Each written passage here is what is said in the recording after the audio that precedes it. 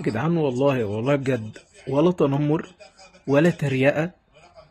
والله يبارك له في حياته وفي رزقه، والله يبارك له في دنيته كلها، واكيد حاله احسن من حالي، فربنا يبارك لك في كل حاجة. بس بالله عليك كفاية يا محمد يا هاني، كفاية بجد يعني بالله عليك كفاية.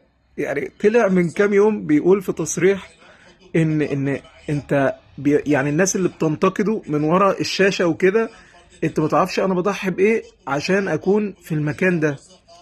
بتضحي بايه يا اسطى؟ يعني بجد بتعمل ايه؟ اتفرج على نفسك. انت بتشوف اللي احنا بنشوفه يا اسطى. كفايه كفايه بجد يعني، بجد كفايه. صعب قوي يا جدعان، صعب قوي، صعب. انا مستحمله في فرقتي من 2014. صعب قوي بجد. وقدامه طاهر، تخيل اللي هو